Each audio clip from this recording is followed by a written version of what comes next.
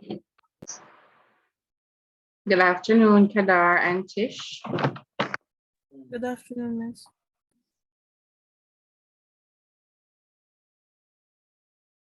How are you today?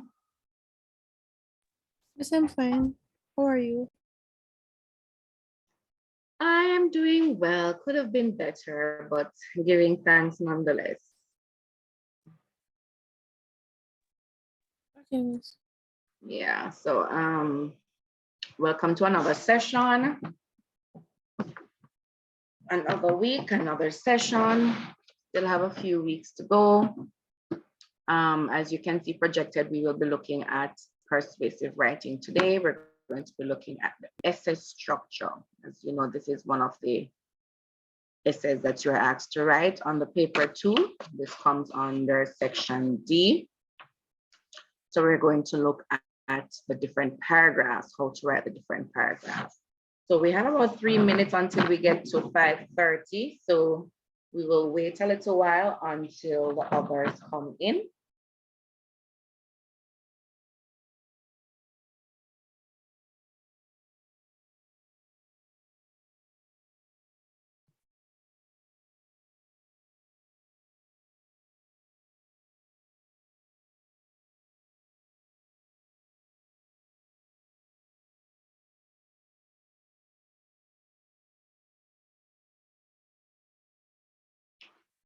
So SBA is all done and just focusing on preparing for the exam, or you're still working on SBAs? Miss, I think Miss, we're still working on SBS. How far are you with that? Reflection 3. I'm about to do afternoon, reflection Miss. 3.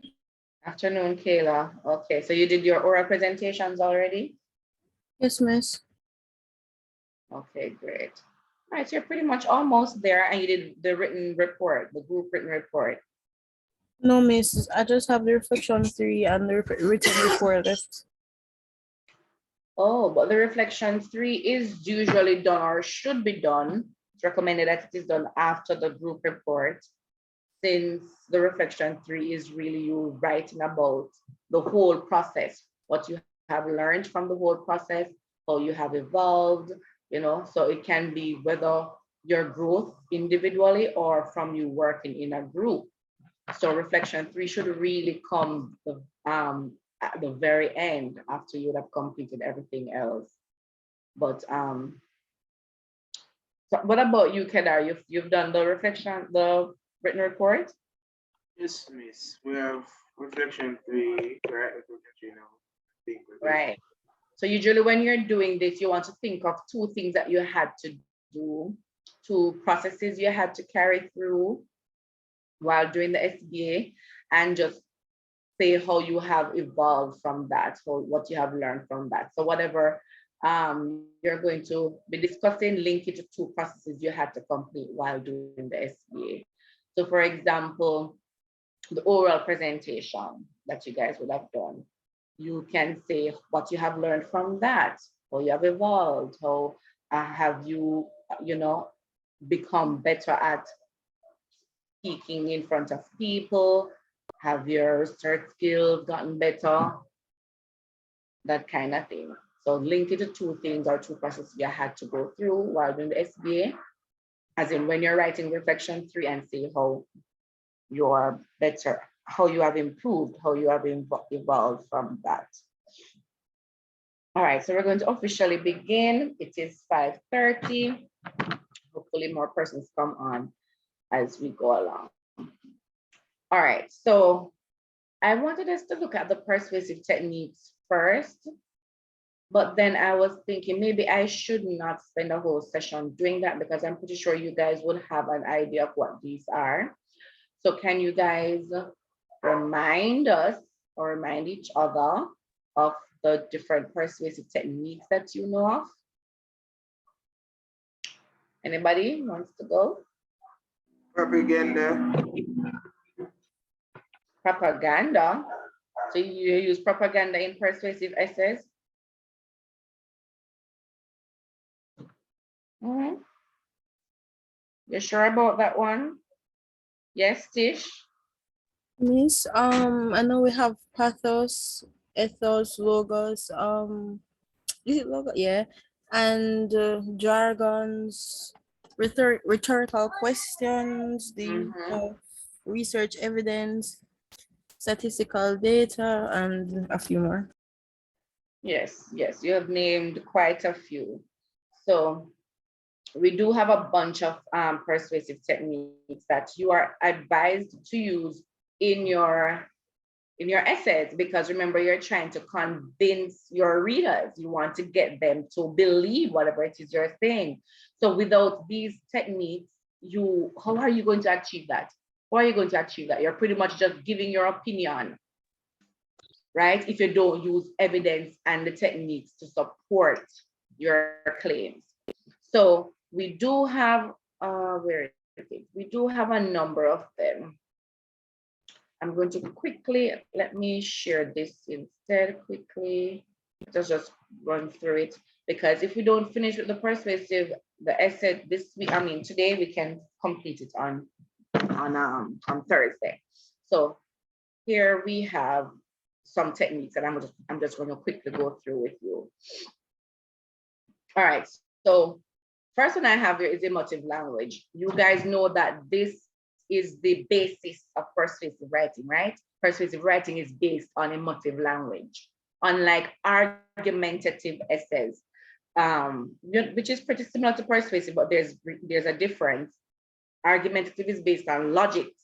So somebody mentioned pathos, logos, and ethos earlier.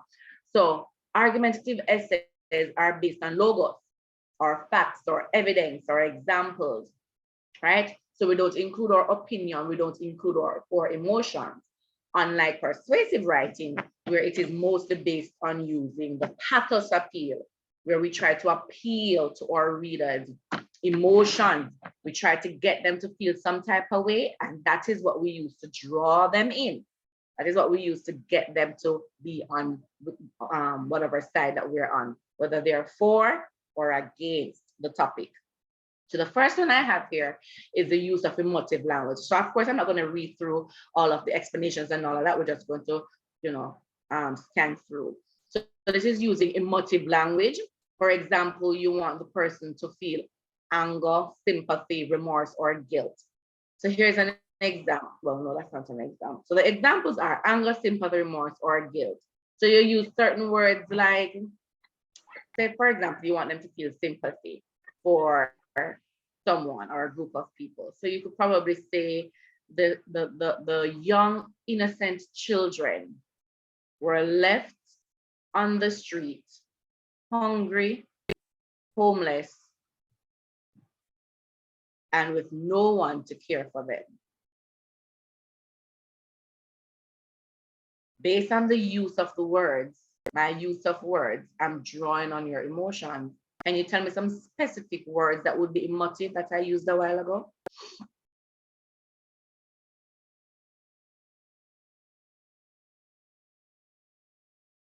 Anybody can tell me any emotive words I used a while ago from that sentence? Miss, could you repeat the sentence, please? If I can remember it, because I just pulled it from out of my head. The young, innocent children were left on the street, hungry, homeless, and without anyone to care for them. Innocent, hungry, homeless. Mm-hmm. Mm-hmm. Young as well, because usually people, when they hear about young people, they will feel some type of way, thinking it's it's a child that is homeless and left on the street. So young, innocent, homeless, hungry, no one to care for them. Those are emotive words trying to evoke some sort of feeling from your reader. Another one that you may use in your essays is the use of authoritative figure or expert opinion. So this is where you want to use someone who is an expert in the field. So you're talking about media stuff, dancehall music or journalism or that kind of thing. You would use an expert, someone who studies that, somebody who works in that field, right? or if it's something about medicine, you would want to use somebody in the medical field. If it's something about education, you'd want to use someone in the education field, right? So that's what we mean when we talk about authoritative figure or expert opinion. So for example, Anthony Miller is able to speak on matters concerning entertainment, seeing that he is a noted entertainment journalist. So here's an example of how we would use it in the essay. Anthony Miller, an entertainment journalist with over 15 years of experience and host of the popular TVJ's Entertainment Report, states that dancehall music is partly responsible for bringing international recognition to Jamaican talent. You don't just mention the person's name, you want to mention the person's title, that is what is it that they do, how many years of experience they have. We mentioned that he's the host of the popular TVJ's Entertainment Report, and then we give what it is that he said, because you want to add credibility to the statement. What makes this person an expert? Well, he's a journalist. Secondly, he has 15 years of experience. He hosts an entertainment show. So of course he's an expert. You see what I'm saying? So if you're going to be using authoritative figure or expert testimony, don't just mention the person's name, also mention the person's years of experience and where the person works. All right. The next one is use of authoritative source. So this one has a similar name as authoritative figure. The same word authoritative is used, but the difference with source and figure is the person. When we talk about authoritative source, we're talking about like an article, a book, an association, or an organization. So that's the difference. So when we mention like the example there, an article published in the Daily Gleaner. So the article itself, if we were to mention an organization, for example, if we say according to statistics from the Statistical Institute of Jamaica, that is the name of an organization. So that would be the source, right? So authoritative source is another good technique you can use to add credibility to your essay, to help to get your readers convinced about whatever it is that you're saying, because you're providing hardcore evidence, right? So in this example, we have not only the mention of the Daily Gleaner or the article, but statistics is given. So sometimes students may be thinking, but how am I going to include so many techniques in my essays? It is easy, it is very simple, because this one sentence has two techniques. It has the use of authoritative source and it has the use of statistical data. Everybody sees the one I'm referring to here, right? Let me see if I can zoom in a little bit. Right. So according to an article published in the Daily Gleaner dated October 12, 2010, 60% of the homes in the Caribbean is headed by women. So in one sentence, guys, we have included two techniques. And what we advise is that you use at least 3 techniques in each of your paragraphs. Simple, don't you think? So all you would need to do is to just add one more supporting detail that has a technique. Do you agree with me, guys? Simple? Yes, miss. In regards to making sure that you're including at least 3 techniques. Without your techniques, you're not going to have a strong essay. All right, Tish mentioned rhetorical question as well. This is another good one. And we use it in order to make a point. So we're asking a question, but it's not just a simple question, guys. Right? It is posed not to elicit a specific answer, but rather you want to encourage your listener to consider what it is that you're saying. Whatever message or viewpoint that you're trying to get across, by asking that question, you're trying to get them to think on it, to ponder. It's a thought-provoking question, right? It does not require a direct answer, as you guys should know. In many cases, it may be intended to start a discussion or at least draw an acknowledgement that the listener understands the intended message. A common example is the question, can't you do anything right? You know, so someone may ask you this. This question, when posed, is intended not to ask about the listener's abilities, but rather to insinuate a lack of the listener's abilities.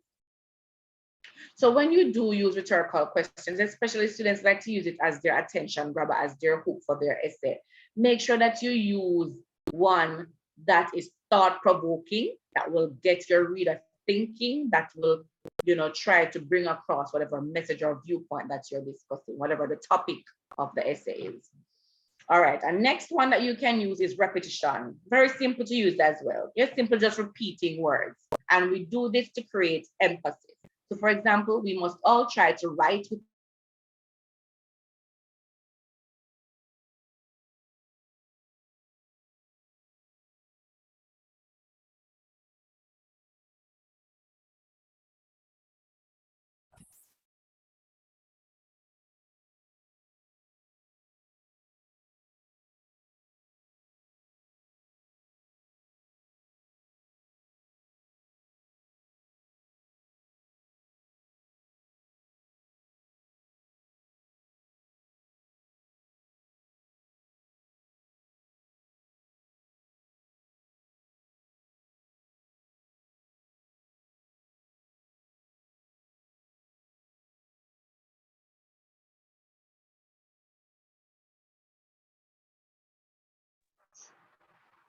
Okay, so I lost connection there for a while. What was the last thing you guys heard? Miss, where did I go through the example for repetition? Okay, the repetition example. All right, so I was saying that, you can repeat a word, or it can be a phrase, or it can be an idea, but you repeat for emphasis. Okay. The next one, I moved on to anecdote or personal experience, and I asked if anyone has ever heard about this technique before. Does anyone know of this technique? Yes, ma'am. Yes. Okay. All right, great. So as it says here, anecdote is like, we call it a little short stories, like I said, literally a sentence. It can be literally a sentence, right? So it is you sharing a personal experience, real life event, a true story. Of course, it has to be something based on the topic that you're writing about, right? So we use it to support our argument, right? And to make what our arguments appear more credible, because, we're saying, well, I experienced this, so it's credible, it makes sense, something logical that I'm talking about. So for example, I can tell you that as a teenager, it can sometimes be very difficult not to be influenced by the negative effects of dancehall lyrics. So your topic is about the negative effects of dancehall music. And you're telling me now that from personal experience, when you were a teenager or as a teenager, it is difficult for you not to be influenced by this type of music. That is you, as simple as it is, using that one sentence, using anecdote or personal experience. So another nice, simple one that you guys can use in your essay. Another one here is the use of direct personal appeal or inclusive language. So direct personal appeal, no. This is the one where you make direct appeals, as it says. So you use the pronoun you. So you say, you should do this, you should go and do this, you should get an education, you should not abuse drugs, right? Excuse me. While for the inclusive language, no. So the direct is when you use the pronoun you, and you make your readers feel like they're a part of what you're saying, because you're directly addressing them by saying you. For inclusive language, no, you make them feel like along with yourself, they are also a part of what you're saying. So you use pronouns like us, we, and our, right? And for the example we have, are we going to sit back and allow the government to continue to waste our hard-earned money on textbooks our children do not even appreciate? We have inclusive language. And this sentence in itself is also what type of technique, guys? A rhetorical question? It's a rhetorical question. Very good. So again, we have used 2 techniques in 1 sentence. So all you need to make sure you use at least 1 more. I'm not saying you can't use more than 3, no, but don't use less than 3 techniques in each of your paragraphs, because as I said, the whole purpose is to convince your examiner of whatever the topic is. And without these techniques, you really have not done a good job at doing that. All right. Another technique you can use is examples. Everybody knows how to use examples, right? It's a good way of convincing your readers to agree with your view and proving that your agreement is superior to the other. So for example, we could say students can use the computer for a variety of reasons, such as, so usually when we're using examples, we have some clue words or some introductory phrases, which would be like such as, for example, for instance. So we know that examples are coming. So such as using the calculator, using the dictionary for map reading purposes, and to get a host of information through the different search engines, to name a few. So use up your examples, another easy, simple one to use.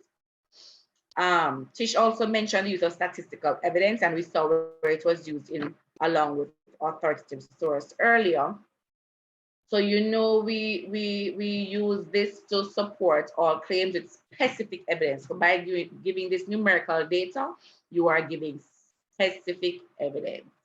So for example, well, look at the 2. It says, consider the following examples arguing that higher education improves standards of living. So we have example A. Individuals who have university degrees have higher salaries.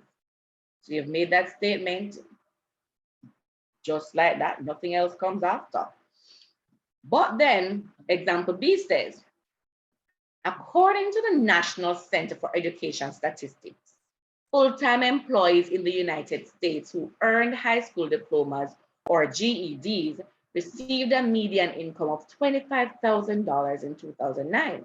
Whereas those who earned bachelor's degrees received a median income of $40,000. Now, if you were to use example A or example B in your essay, which one would have more punch? Which one would be more effective? Example B. Of course. So you see what I'm saying when I say use up your evidence. You use a statistical data as a type of evidence. So by giving this specific information, you are supporting your claim. You're making your reader know, say, she know what she had chat say. Of course, guys, you're gonna have to make up these numbers, these numerical data, make them up. You can even make up the name of the source, National Center for Education of Statistics. You can make up something like that. Whatever it is your topic is, and you want to think of a company that, or a business place or an organization that deals with that kind of thing. If you don't actually know of a name from here in Jamaica, make up a name. Right? If it's something about education, make up a name that includes education. If it's something about the medicine, make up a name that includes medicine. Or statistics, make up a name of an organization. Make up the statistical data. Make up the expert if you don't know of anyone for sure. But I'm pretty sure you guys will know of actual people, like, you know, minister of so-and-so or doctor so-and-so, or, you know, that kind of thing. Right? All right, so we do agree that example B would be more effective. So the thing is, for example A, a claim was made without any specific evidence, and you don't want to do that. You do not want to do that in your essays. Now, note briefly, as it says here, whenever it is that you decide to use your statistical data as your as a technique in your essays, you must state the source from which the statistics are taken. So don't just tell me 90% of boys do so and so, so and so. Make up the name of the source. By doing that, you also end up using 2 techniques: authoritative source and the statistics. So the National Center for Education statistics here would be the source. And then giving the numerical data here would be the statistical data. So remember to mention a source according to so and so, so and so. All right, give an organization, or it may be a survey or an article or a report or a research. All right, another one quickly is the use of comparison. We know what this is. You're showing the similarities between two things. So for example, we could say, like cigarettes, marijuana can cause respiratory diseases, including lung cancer. Isn't it rather hypocritical of the government to legalize cigarettes and not marijuana? Right? So we are showing comparison here. And of course, opposite of showing or giving similarities is showing differences. So use of contrast. This technique involves highlighting the differences between two things to reinforce an argument. So unlike cigarettes, marijuana can be used for medicinal purposes such as the treatment of leukemia, hypertension, and different forms of cancers, to name a few. Isn't it just incredulous that the government has legalized cigarettes and not marijuana? So again, we have two techniques, contrast and rhetorical question. All right, so I just have these other ones listed, no explanation for them, but sarcasm, you know, you say something and you really don't mean what you're saying. Exaggeration or hyperbole, when we, you know, we say something more than it actually is for emphasis. So I'm hungry as a cow. You know, exaggeration. You guys would have learned that in class. Or even use of humor, right? And yes, the three that you mentioned would, all of these would somehow come under them. Well, some of them. So the three rhetoric modes, the pathos, which is when you appeal to your reader's emotions, the ethos, which is when you appeal to credibility, to character, and the logos, which is when you appeal to logics, facts. So you make those, use those appeals as well. And then these other techniques will come can come under them. Because for example, for pathos, emotive language would come under that. For ethos, expert opinion would come under that because you're appealing to credibility, to character. And for logos would be facts and evidence. So your factual information, your statistical data, your examples would come under that. All right. Those are like the main rhetoric modes that you can use for your persuasive essays. All right, so that was just a quick run through of the techniques. So we are now going to look at the essay. Now, of course, these same techniques you can use, as I said, you should use them throughout your essay, each paragraph.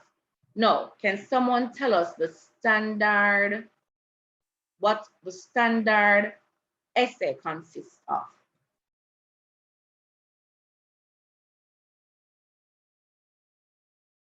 Let's repeat. Does anyone know what the standard essay consists of?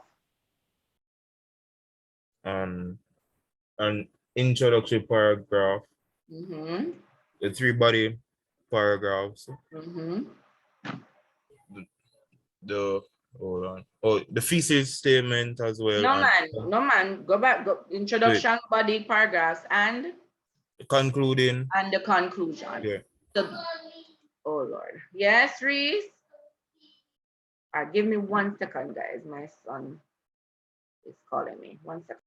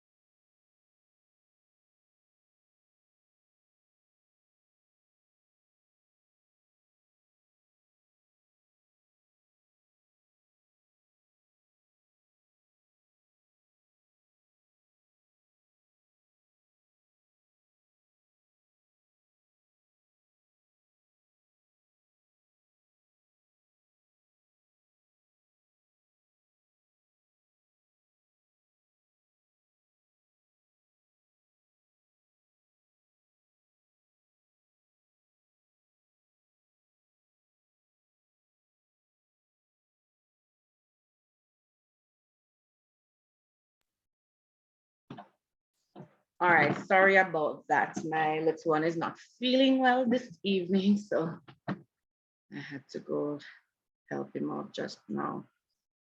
All right, good evening. Someone's just coming in. All right, so yes, those are the three. When somebody asks you, what are the three main parts of an essay? That should be your answer. The introduction, the body, the conclusion. Every extended piece, whether written or orally or oral, should have these three main parts: introduction, body, conclusion. Right. So of course, each section will have their different parts. And anytime I do, well, here we go. All right, so we just looked at the persuasive techniques, and now and somebody pretty much just told us the main parts of the essay, the structure, intro, body, conclusions. We're going to look on each section in detail. I think who was it that was trying to tell me the different parts of the introduction now? Oh, it was me. So do you know what these are? The topic sentence on a thesis and statement. All right, so you have the topic sentence. Yes, we have something called a topic sentence. And the background, like the background information. Background information. What else? Where's my? And the thesis. That's not changing. All right, so yes, we have something called a topic sentence. We usually don't call it the topic sentence though for the introduction. We have a specific name that we give to that first sentence of the introduction. Can anybody tell us what that is? Is the hook? The hook. It's pretty much a topic sentence, but we give it that specific name. We call it the hook, or we call it the attention grabber, because as it says, we're trying to grab, we're trying to hook our readers to get them to want to read our work, to read our essay, right? You want to get them interested. So what are some different ways that you can do that? What are some different attention grabbers? You can use rhetorical questions. You can use common phrases. You can use like the words from a song or a magazine or an article that's popular. Right, absolutely, that's correct. Yes, you can use the same rhetorical question we mentioned earlier, a thought-provoking question that gets them thinking. As she said, it can be something common or popular, like the lyrics of a song, from a poem, from a popular saying, popular quotation, or a quotation by a popular or a famous person. It can be a startling fact. Did you know that 9 out of 10 women get breast cancer? Not only do we use the statistics, remember you can make things up, so that is not necessarily true. So you're gonna make things up. But of course, when you make things up, you want it to make sense. You don't want it to sound too far-fetched. So we would have used the statistics and we would have used the rhetorical question there. Something startling, because somebody reading that now is gonna say, Shika, turn off your mic. Shika, I think your mic is on. Can mute her, right? Okay. Right. So we use these different hooks, these different techniques, because they're really our persuasive techniques, just the same, to grab our readers' attention. No, you don't want to just use the hook and leave your readers hanging. Nuh-uh. If you ask a rhetorical question, if you use a quotation from a song or a poem or a famous quote or a startling fact or whatever, don't just use it and leave it gone to the next part of the to the other part of the introduction. You must have a sentence which we call like a transitional statement that speaks to that hook. So for example, you would say, the lyrics of this song suggests, this quotation highlights, this information, if it is, for example, if it's a Starling factor statistical data, this information showed that so and so, so and so, so and so. Have a transitional statement that is pretty much explaining your attention grabber. Just a sentence is fine. Don't just use the hook and gone. Don't leave your readers hanging, right? After you do that now, you're going to have what Tremaine mentioned earlier. What would we have next? Your background. Your background information. I'm trying to change my slide. I think I need to come out of it. I need to come out of, oh Lord, have mercy. Let me stop sharing for a while, guys, because my PowerPoint is not changing. The slides are not moving, so let me just keep it on regular mode and try to just zoom it in a little. Yes, you're correct. What we have next is called or background information. Now, what do we do for this section? Miss, for the background, you would basically give some insight on the topic or the statement that you're speaking on. So you would like give the meaning, you would give some information that would serve useful throughout the rest of your essay. Absolutely, I love that. That's correct. You're giving some insight. I love the use of that word. You're giving your readers, as the name suggests, some background. You're providing a context for which you're talking about this topic. You're giving them some context, right? So you give them some information that provides some background information. When doing this, use up your technique. This is another place you can use up your techniques now. So you can use your authoritative source, your authoritative figure or expert opinion. You can use your statistical data according to Dr. So-and-so from the University of the West Indies, right? Use up the technique in the background information because you're giving some, as it says, background information on the topic, right? And then what would come next after your background information? Your thesis statement. You're on a bright man. I don't know about. I love it, love it, love it, love it, love that for you guys. All right, so yes, your thesis statement, which is, as this point says, your stance or your position on the topic. So you want your readers to know your position, whether you are for or against the topic, right? And in presenting your thesis statement, not only are you mentioning what your topic is, the focus of your essay, you're also mentioning your 3 claims or your 3 points or your 3 reasons that you're going to be developing in the body of your essay, don't it? You can you also include your reasons or your claims, your arguments. So the introduction is very important.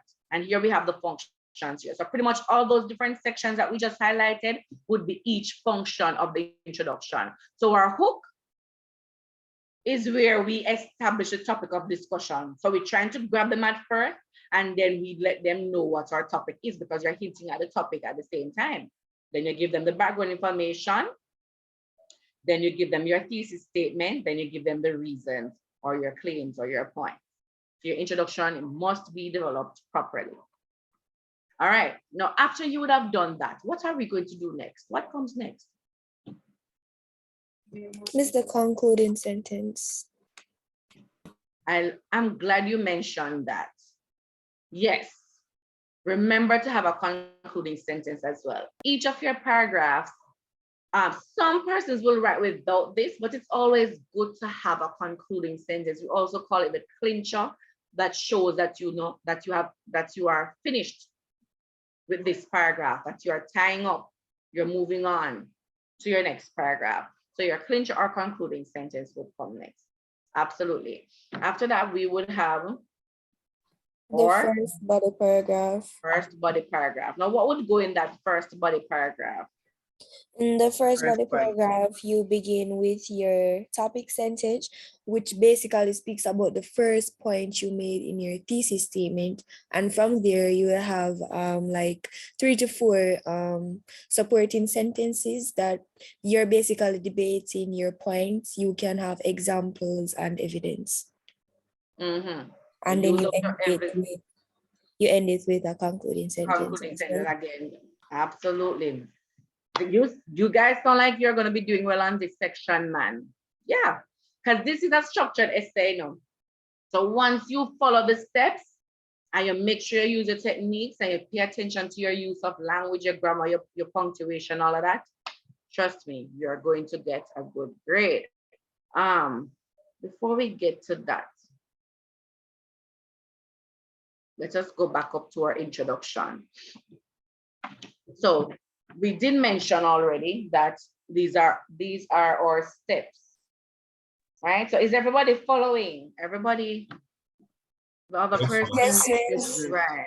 Okay, great.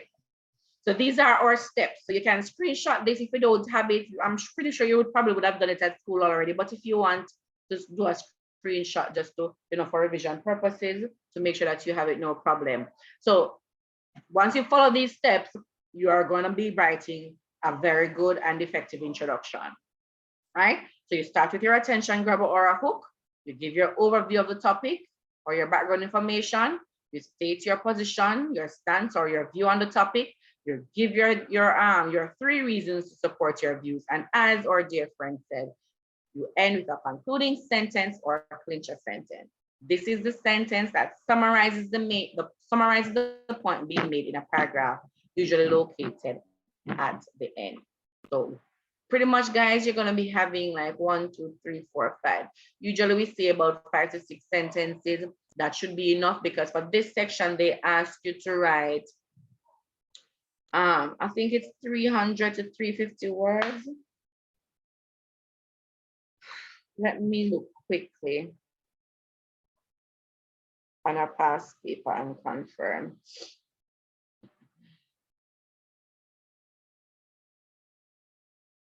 If it's 300 to 350 words, right? So these are your steps. English A.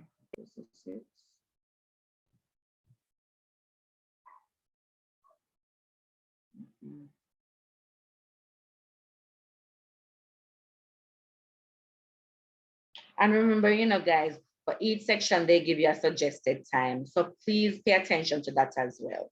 You don't want to be focusing on one section too long and then you don't get to finish the others, or you don't do so well on the others.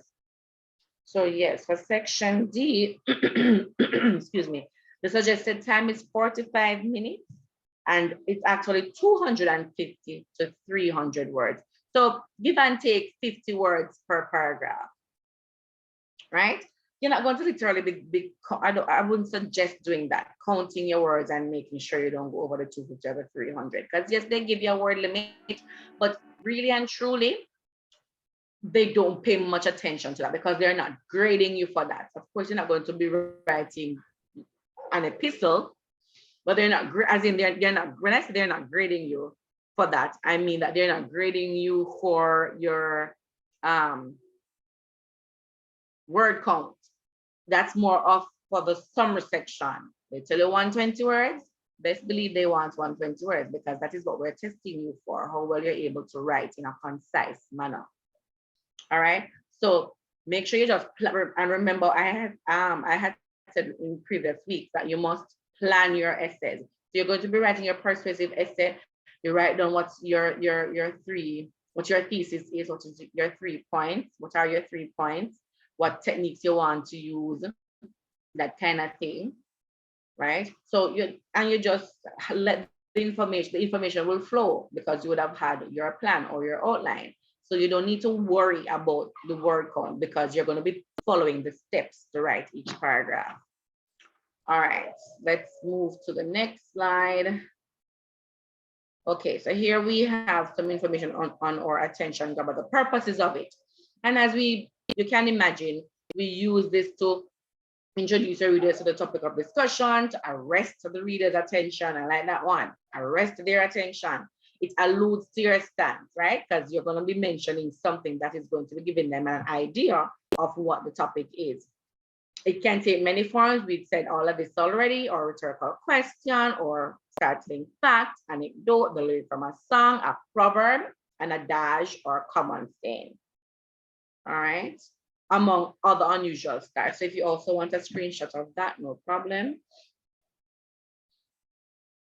All right. And then I'm moving on to the next slide. Composing your stance. So these are some language structures that you can use. So for example, when you're writing a thesis statement, you can say that getting an education will open doors of opportunities for the young people in Jamaica as so and so, so and so, so and so, so and so, so and so, so and so. So you're giving me your stance and you're mentioning 3 reasons to support that. Or it will only serve to benefit you, will certainly enhance. So these are for when you're for the topic, will lead to immeasurable success, would be a fantastic idea. So use up these as well when you're composing your stance, right? When you're writing that thesis statement. Or if you're against the topic, you could say things like, allowing cell phones in schools would be barking up the wrong tree, would be asking for trouble, would be a big mistake, would be a grave injustice, would have devastating consequences, would be a grave error in judgment. All right, so these are some structures you can use. Screenshot that if you wish as well, or take a picture if you're on your tablet or laptop. Or we have another one, recipe for disaster.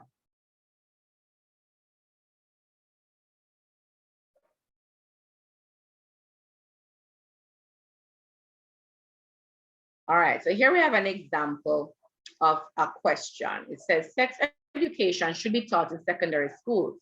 Write an essay either supporting or opposing this view. So I like, so this question is asking us to obviously write a persuasive essay. No, when it is structured like that, write an essay either supporting or opposing, you definitely know that they want you to write a persuasive essay. Remember, I told you earlier that there's argumentative as well, which has its similarities, but has its differences. If you see the question structured like this, it's persuasive. If the question is structured by saying, write an essay, giving your views. It doesn't say supporting or opposing. It says giving your views. Then what they really want you to do is to write an argumentative. So for that one, you're going to be showing the points for and against. So you're going to be showing arguments for both sides of the topic, right? And how are you going to do that? Yes, you may have a side, because you can choose a side for argumentative, but you don't just choose your side and stick to it as you would do with the persuasive. You have to also show what your opponents would say for the argumentative.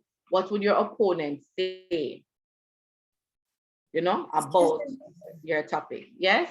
I mean, so the argumentative would be the one with the rebuttal in the 3rd paragraph? Yes, well, it can be mixed in with the counter arguments. It can be in a paragraph by itself, as you said. Yeah, so there are a number of structures you can use. So that is the argument. So you use counter arguments, you have something called concession, counter arguments, and rebuttals. But for persuasive, we don't do any of that. We're just giving one view and sticking to that alone. All right, so here we came up with some reasons for this topic. Sex education should be taught in secondary schools. Reasons: 1, it may reduce teenage pregnancy. 2, it may lower the number of teenagers infected with sexual transmitted infections and diseases. And 3, it may encourage abstinence among teenagers. Right? So usually you just list these reasons After your thesis, you don't elaborate on them because we know that is what we have our body paragraphs for.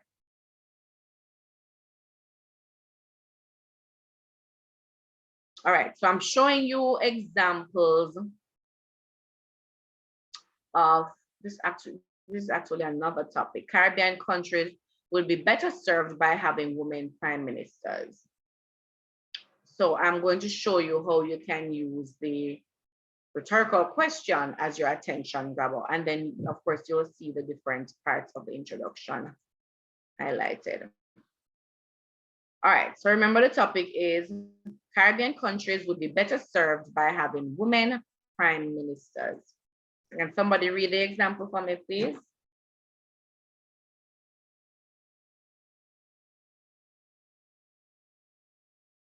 Any volunteer?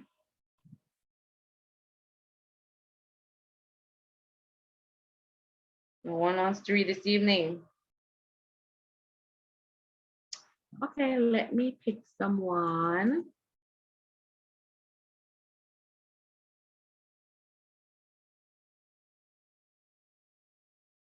Hatria K. I got that right. Linton. Good evening, Miss. I'm just joining the meeting. This is my first time here, so Or this is your first time? Well, that's no problem, no problem. We can still use it to read our example for us. You have been following so far though, right? Or you literally just came on? just came on, Miss. Okay, so we're looking at the persuasive essay and we're looking at the introduction or first paragraph or something you don't want to read. Anybody else? Miss, do you want somebody to read the example? Yes, that's what I'm asking. Oh, I can read it. All right, thank you. Who in his right mind would even entertain the thought that Caribbean countries would be better served by having female prime ministers? To foster such an idea would be a grave error in judgment. Dr. Ian Brown, a head lecturer of the Humanities Department at the University of West Indies, has conducted several researches in the area of gender inequality and postulates that 80% of females are unable to make rational decisions that will foster economic growth and development of a country. Caribbean countries will suffer greatly by having female prime ministers. There are several reasons for this view, three of which are they tend to be more emotional than logical, they tend to be biased towards other women, and they are generally not treated with respect. To consider women to represent Caribbean countries is a terrible idea. All right, thank you. So let us break this down a little, right? So we, as we said, we are starting our introduction with the attention grabber of a rhetorical question. So that first sentence is the attention grabber. It's a rhetorical question. So you'll notice it's not just a simple sentence. It's a sentence that should get you thinking. Who in his right mind would even entertain the thought that Caribbean countries would be better served by having female prime ministers? You know, start think. You start think, who would think so if it's a case where you don't think that female prime ministers should run we should have female prime ministers.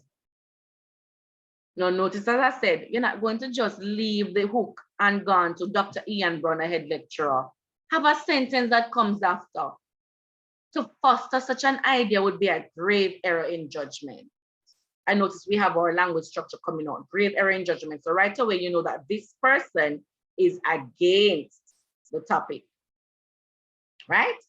Then after, we're gonna have our background information. And remember I said, use up your techniques. Dr. Ian Brown. So what is that? Use of what technique?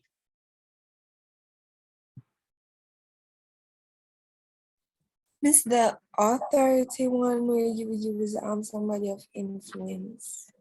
Authoritative figure, Figure. or your expert opinion. Yes, Dr. Ian Brown, and don't just mention the person's name. Where does the person work?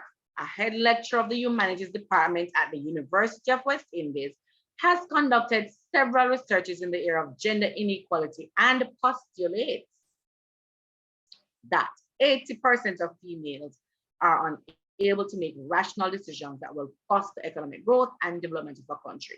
So in giving that sentence, that one sentence as our background or overview, we have used two techniques: authoritative figure, statistical data, and remember for our hook, we already use our rhetorical question, so now already have one of three techniques. Already have the three techniques. Caribbean countries will suffer greatly by having female prime ministers. That is your stance. People know what your position is. This is what you think is the case. Now remember, your thesis is just your opinion. It's just a claim. You claim say Caribbean countries will suffer greatly by having female prime ministers. That's what you think. No, your job is to convince me that that is the case. So that is what you will be doing in the body of your essay. So you give me your three reasons why you said this. No. 3 reasons for this view are: they tend to be more emotional than logical, comma, they tend to be biased towards other women, and they are generally not treated with respect. Do not give me any details of any of those. Wait until you go down to the body paragraphs. Now here we have our clincher, our concluding sentence. To consider women to represent Caribbean countries is a terrible idea. Here we have our language structure again being used when you are against the topic. Simple 1, 2, 3, 5 steps literally, and you're good to go. Is everybody with me? Does everybody understand how to write the introductory paragraph for the persuasive essay? Yes, miss. That's one person. What about the rest of you? Everybody is good? Yes, Yes, miss. miss. Okay, Yes, ma'am. great. All right, so just follow those 5 steps, guys, and you'll get a good introduction. All right, so here I have some more examples of our hook. So an example for rhetorical, another rhetorical question for a different topic, obviously here is, why would anyone support the use of cell phones in schools when they clearly serve as a source of distraction for our students? Or when will we stop blaming dancehall music as a sole contributor to our youth's demise? Thought-provoking question. An example of a startling fact or statistic could be, according to a report coming out of Jamaica for Justice, a startling 76% of Jamaican dancehall music has been promoting violence as the only way to resolve conflicts. Now remember, when you give statistics, whether you're using it as the hook or in your body paragraphs as evidence, say where the statistics is coming from. According to a report coming out of Jamaica for Justice, according to a survey by Statistical Institute of Jamaica, according to whatever, okay? Don't just give the statistics by itself. So we use the statistics as a startling fact. All right. Another example of a hook is a strong statement or strong language. So if we say something like, trusting our judicial system is the same as letting a blind man lead you across the street. Strong gets us thinking. Or harass our innocents and let the criminals go free. This must be the motto of our law enforcers. So there's some irony there, or sarcasm rather. Or you may decide that you want to use an anecdote. At every turn, I hear our young people singing about robbing people, being a bad man, and having enough gal. Though this is shocking, it was hearing it from a 7-year-old that really drove me to the reality. A change is necessary. So this personal story, this personal experience or our story doesn't necessarily have to be about you, but she said that she heard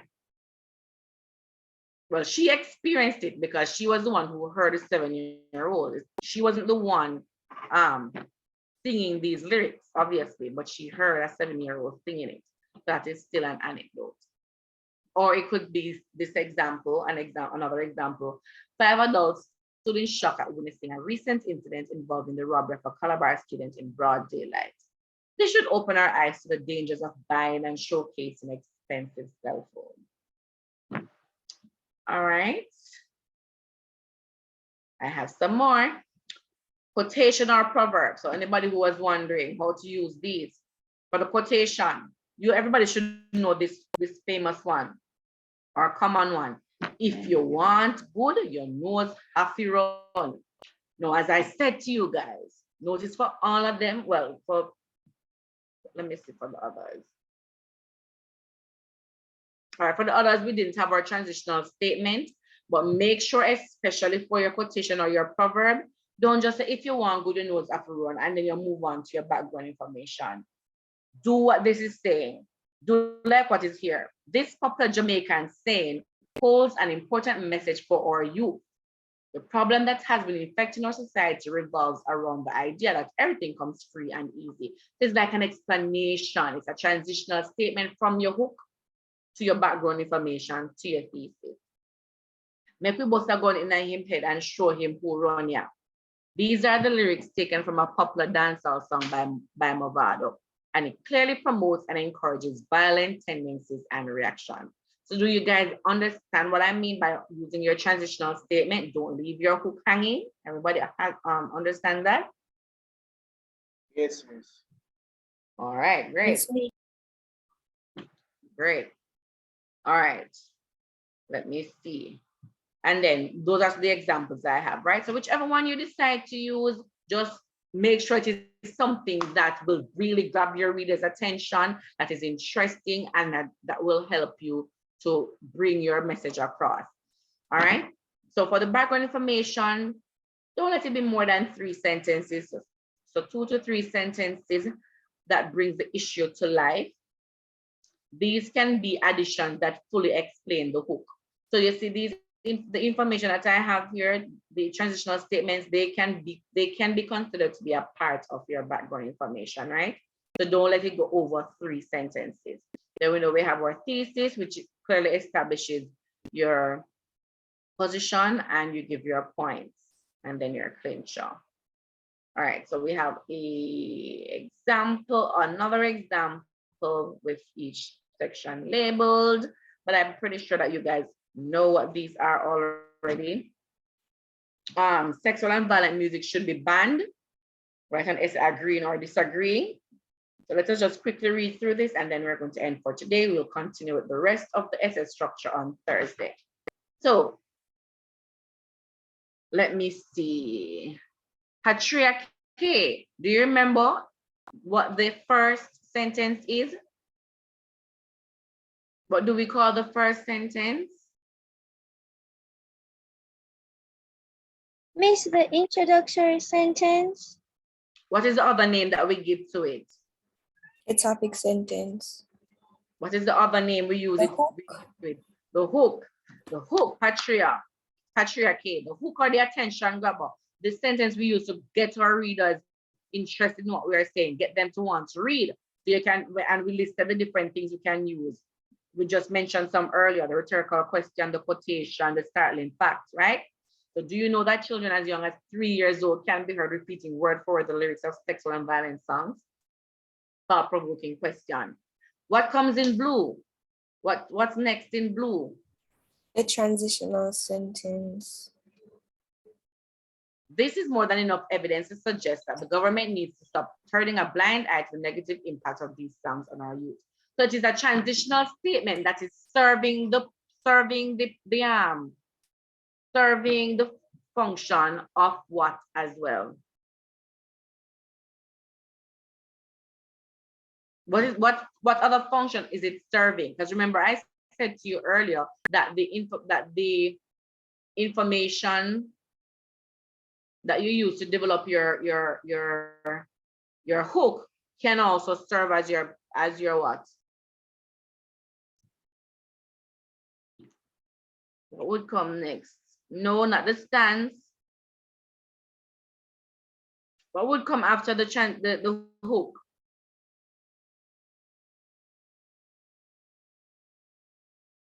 Miss, some background info. Yeah, the background info. The background, not the thesis or the stance, the background info. Because look at it, guys. Yes, it is a transitional statement that is speaking to the rhetorical question because it said this is more than enough evidence. So they are talking about the what was said in the rhetorical question, but it's also providing background information. It says this is more than enough evidence to suggest that the government needs to stop turning a blind eye to the negative impact of these songs on our youth. So this is telling us that this is what is happening. The government is turning a blind eye to the impact of these songs on the youth. This example does not use our techniques, as in it doesn't have our expert opinion and so on. So I would add a sentence that has that. But the whole idea is it's still serving the purpose of being a transitional statement and giving overview. Then we have what would come in the red? Miss the stance. The stance. The obvious solution to this destructive force is for the government to ban all sexual and violent lyrics from the airwaves. And then of course we have what next? Thesis statement. 3 reasons for this view are: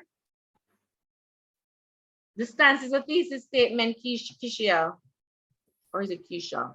The stance These are the reasons. Yes, For your stance. Right. The stance is the thesis statement. It's the same thing. So in green would be our 3 reasons to support your stance that sexual and violent lyrics should be banned or that they are a destructive force. And then you have your concluding sentence last. Banning sexual and violent songs from our airways is the way forward in rebuilding our crumbling society. So this introduction works. You may be saying, but Miss, I don't see a lot of techniques in this one. It has a rhetorical question.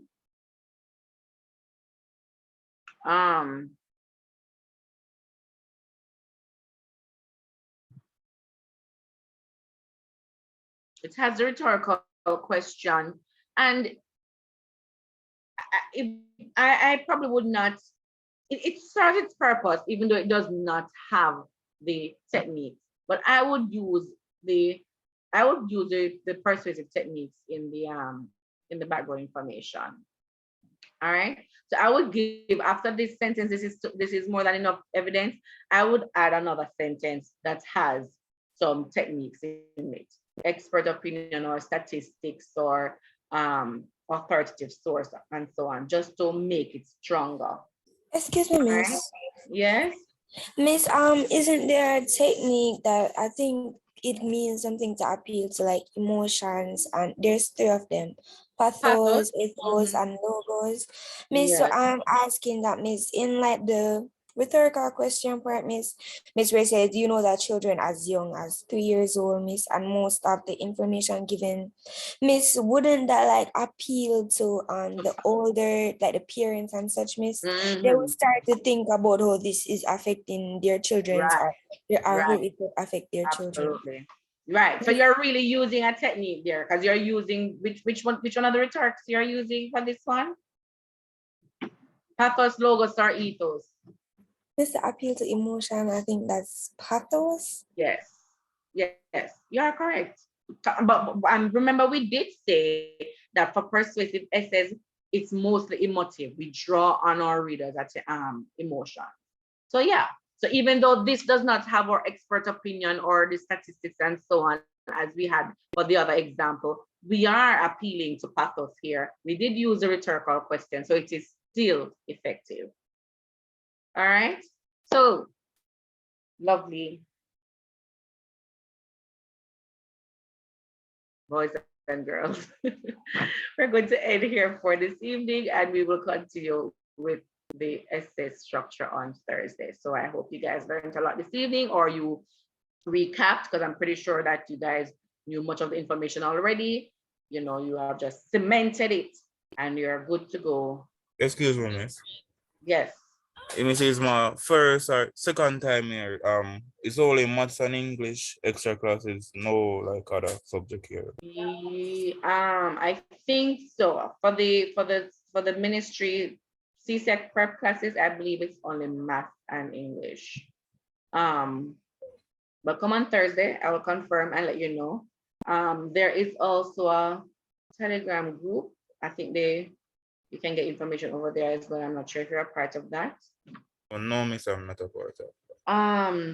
Anybody a part of it can send him the link or the invite in the chat now. Anybody here that's a part of the Telegram that One Academy has? No?